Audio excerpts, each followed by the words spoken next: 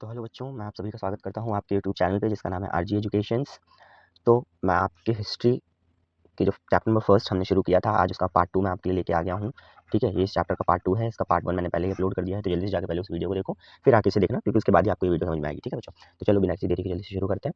तो देखिए बच्चों, सबसे पहले हमें यहाँ पे क्या जानना है? सबसे पहले हमें जानना है कि विश्व की सबसे उन्नत जल निकासी थी इनके पास। ठीक है, यानी कि अगर मैं बात करूँ हड़प्पन सिविलाइजेशन की, तो विश्व की सबसे उन्नत, यानी कि इनके पास ड्रेनेज सिस्टम जो था वो बहुत अच्छा था। थोड़ा सा ड्रेनेज सिस्टम के बारे में जानते हैं, क्या क्या चीज़ें यहाँ पे थी। देखिए, सबसे पहले पक्की ईंटों से बनी हुई थी, यानी कि नालियाँ पक्की और निश्चित अनुपात में ईंटों से बनी हुई थी। अनुपात क्या था उसका? 4:2:1।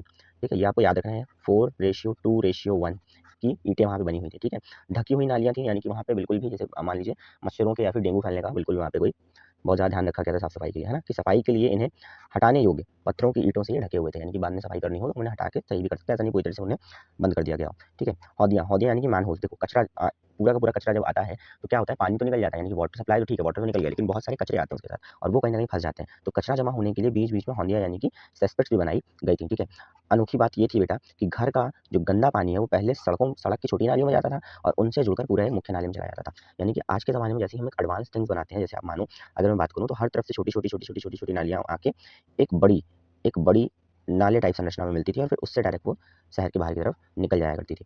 ठीक है बच्चों, जैसे मानिए यहाँ पे है और यहाँ पे मान लीजिए छोटे छोटे हाउसेज बने हुए हैं। ठीक है, इन घरों से क्या हो रहा है, इन घरों से पानी निकल रहा है और जो चीज़ें हैं वो आके आपकी एक बड़े नाले में मिल जा रही हैं, फिर यहाँ से वो आपके शहर के बाहर चली जा रही हैं।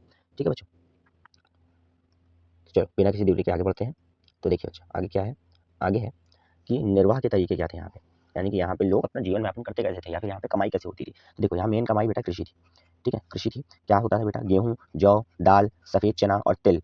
कालीबंगन में जुते हुए खेतों के साथ यही साक्ष्य हमें देखने मिले हुए हैं। ठीक है, पशुपालन की बात करें, एनिमल हस्बेंड्री की अगर बात करें, तो मवेशी, भेड़, बकरी, भैंस और सुअर और साथ ही साथ वृषभ एक कृषि में प्रयोग किए जाते थे। यानी कि बाकी सारी चीज़ें तो चलो हमने किसी तरह से पाल ली, यानी कि बेचने के लिए भी हम वहाँ पे एनिमल हस्बेंड्री कर दिया करते थे, लोग करते थे, लेकिन कृषि के लिए वहाँ पे ज़्यादातर बुल्स को पाला जाता था। ठीक है, बात करें सिंचाई की, इरिगेशन की, तो देखो अफगानिस्तान, जो कि आज अफगानिस्तान है, अफगानिस्तान की सुतुरगई, यानी कि सुतुरगई नामक एक शहर है जहाँ में नहरों का अवशेष हमें मिलता है। ठीक है, धौलीवीरा में जल संलयन रिजर्वेशन के प्रमाण हमें यहाँ पे मिल जाते हैं। ठीक है बच्चों, चलो आगे बढ़ते हैं। तो आगे देखो क्या है?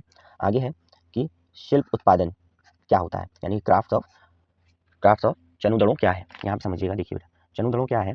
एक छोटी सी बस्ती है। ठीक है, मोहनजोदारो के शहर में आपको ये मिलेगी, एक छोटी सी बस्ती है जो कि पूरी तरह से शिल्प उत्पादन में संलग्न थी, यानी कि पूरी तरह से यहाँ पे शिल्प ही बनाए जाते थे। कितने प्रकार के शिल्प को बनते थे? तो यहाँ पे मनके बनाना, यानी कई सारे मनके बनते थे जो कि एक ट्रेजर के रूप में लोगों के लिए होता था।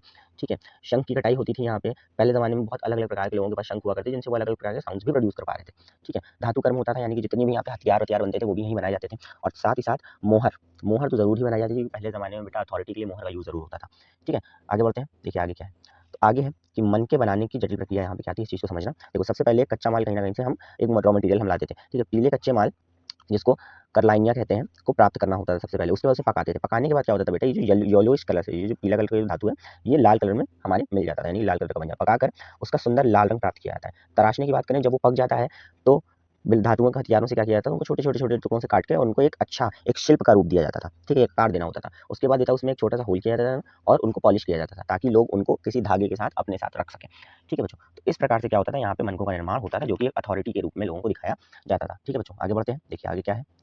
तो आगे है कि सुदूर क्षेत्रों में व्यापार कैसे किए जाते थे, यानी कि दूसरे क्षेत्रों में ये व्यापार कैसे। सुदूर का मतलब होता है बेटा, देखो, सु का मतलब होता है कि इतना दूर कि ठीक है वहाँ पे व्यापार हो सके और दूर है। ठीक है, तो देखो ग्लोबल ट्रेड कैसे होता था यहाँ पे समझिएगा। देखो, मेसोपोटामिया की अगर मैं बात करूँ तो लाखों में हड़प्पा को मलुहा यानी कि नाबियों का देश भी कहा गया है। ठीक है, ये याद रखिएगा, इंपॉर्टेंट है आपके लिए, ये आपके लिए इंपॉर्टेंट है कि लाखों में हड़प्पा को मेलुहा मेलुहा अभी अभी एक बुक भी आई थी बेटा मलुहा की।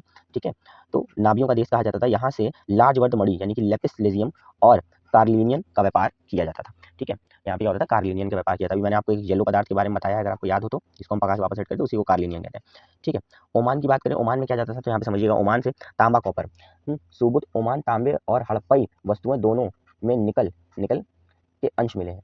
ठीक है, यानी कि छोटे छोटे हमें वहाँ पे कॉपर्स के कहीं ना कहीं फाउंडिंग्स मिली है, हमें वहाँ समझ में आता है कि वहाँ पे कॉपर का व्यापार होता था। ठीक है, अगर दिलमुन की बात करें, बहरीन या बेटा पाकिस्तान में है, यहाँ पे क्या होता है, मध्यस्थ व्यापार का केंद्र था।